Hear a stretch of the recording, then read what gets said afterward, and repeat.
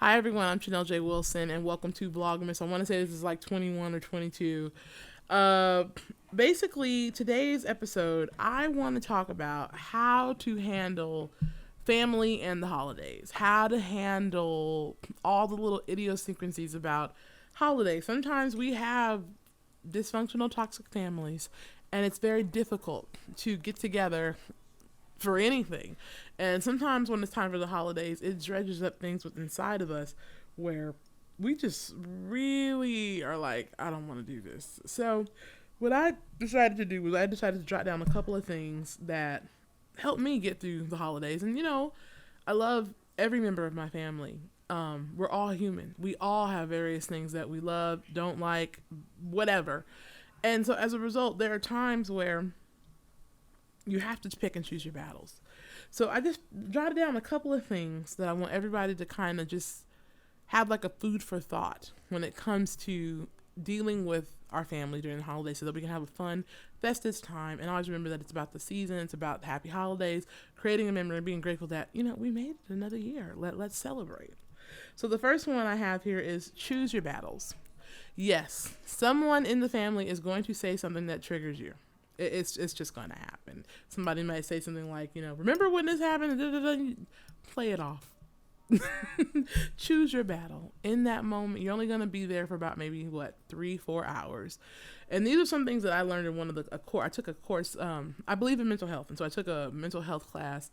And one of the classes is one of the things we worked out as far as if you have triggers or maybe anger management or maybe issues where you want to learn how to have tools to help you walk through certain things that can escalate, because you want to be able to de-escalate. I've also worked in mental health where I've had to de-escalate several incidences and situations. So I'm an advocate for mental health, functionality, families being able to function for the purposes of bonding, for the purposes of overcoming things that have happened. So this is one of the reasons why I wanted to do this topic.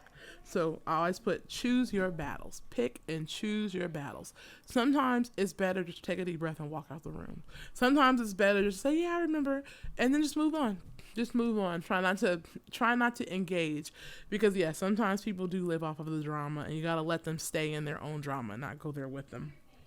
What I do is I just go to another room. I'll just, I kind of just say something and walk right on out. Another one I put here is stay positive. Pick one thing that you enjoy about your family. I know there are probably 10 things that you can't stand about your family, but pick one thing that you enjoy. And for the entire time, put your energy and focus on that one positive thing. Christmas, believe it or not, is, and I say the holidays, it's just one moment in time. Now, yes, there are memes that come up where they say, don't force your kids to be around toxic people and that kind of thing. And I do agree with that, but that's another topic. But for this particular one, because there are situations where we just have to be around family. We have to be around in-laws. We have to be around certain people that we may not want to, because, we're born into our families. We don't pick who our family are. We pick our friends. My grandfather always says, treat your family like friends, treat your friends like family. And I really appreciate that. My grandfather, he used to always say that. And it's true, because, you have siblings and you have sibling rivalry. You could have issues with an uncle or aunt or a cousin. And, when you live with someone, certain layers just kind of come right off. So I love that phrase that my grandfather always says, treat your family like friends and your friends like family. And so that's why I always say stay positive. Pick one thing that you enjoy. It could be, so-and-so, I enjoy when you do this, or I love every time we get together, you come in and you have this festive and everybody, whatever, or I remember we did this and I just enjoy that about you. Pick something positive. Something here I put was know your limits. Now, this goes right back to the choosing your battles. Knowing and understanding your limits will help you make, and when I say you, it'll help us. I'm going to say us, because I don't want anyone to feel like I'm talking at you. Knowing your limit, knowing what you can and cannot handle helps. And in those moments, sometimes you may have to say, if so-and-so is going to be there, and I know they're going to be doing X, Y, and Z, that's going to be a little too much. So I'm going to tell myself, as soon as they get here, I'm going to go to the other room. I'm going to go outside and hang out with so-and-so at the barbecue grill or whatever. If I have not been there a long time, I'm gonna go out. I'm gonna go do something. I'm gonna go take the kids to the park in that moment.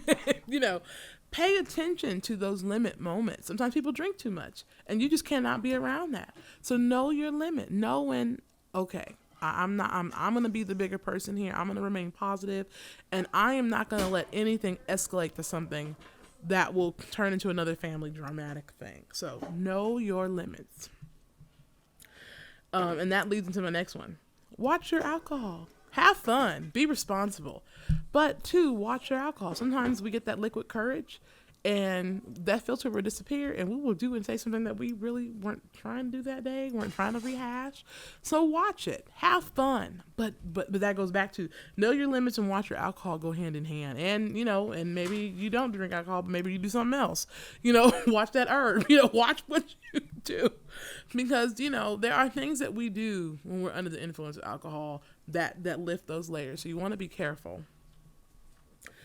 I have here next, have the talk with yourself about those triggers and those limits. So before you go into any situation, have that game prep with yourself, because sometimes when you go into situations with, it hurts more one's family because it's your family. It's your blood. It's your namesake. You guys have the same. It's something that you've had your whole life. So sometimes the injuries hurt more when it comes from a family member versus when it comes from like a friend or an associate or an acquaintance. And, it's just things that we all, maybe some people have horrible relationships where it's a kid and a dad or mom. And some people have a mom that could be overbearing. Some people can have a sister who gets away with everything, or a brother that gets away with everything, or that one cousin who just wants to nitpick on everybody and nobody checks them. Have the talk with yourself before you even get to the event. Now and look in the mirror and say it. Now, so-and-so is going to bring up what happened in 1925, or so-and-so is going to bring up what happened in 1995, or so-and-so is going to bring up that you paid half the debt that you couldn't pay, because life happens. Make it up in your mind in that moment that you are not going to let anything escalate further than what it needs to be. Protect yourself, know your triggers, remember, know your limits, remain positive.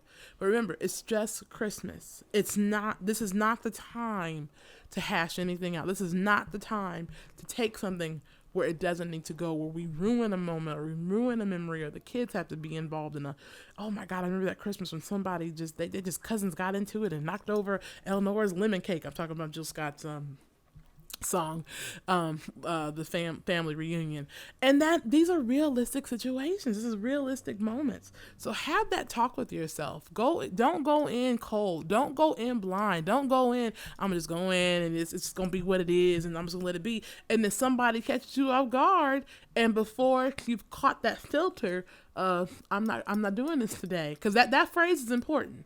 I'm not doing this today. That's an important phrase, and people will take you there. So have that game face talk in the beginning.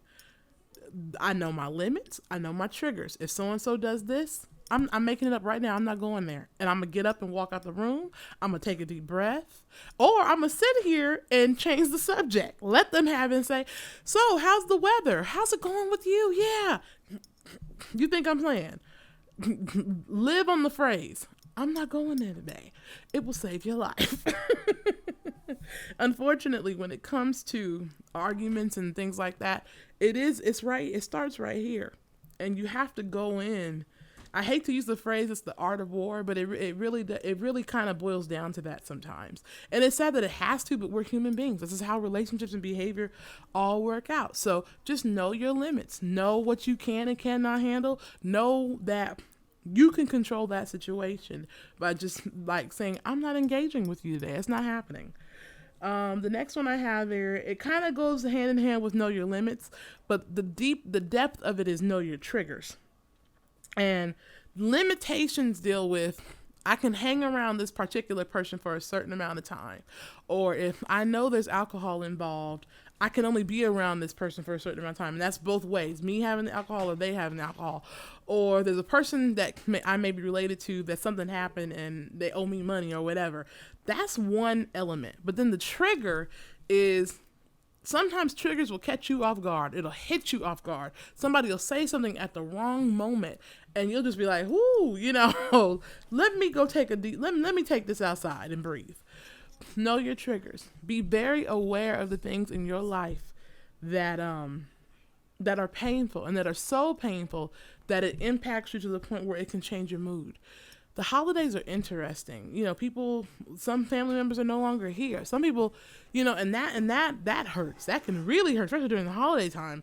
I remember I was at a funeral and the preacher said grief is going to hit you at the most inconvenient time. Like you could be at a holiday party having a slice of cake and immediately in that moment have a memory of the person that's no longer there, and it triggers you in a way, and it can shift your mood.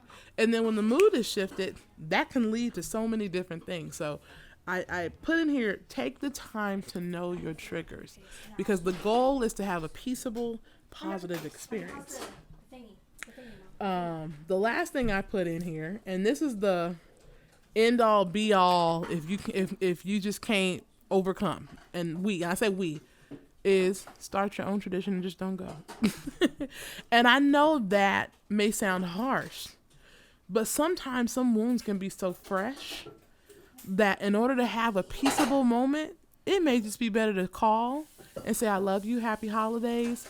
I'm going to have an event here at my house. I'm just going to have my family, just my immediate family here, and I'll catch you on the next family event. Just to have a peaceable, calm moment. Sometimes that's necessary. And I say that only because the reality is we are human.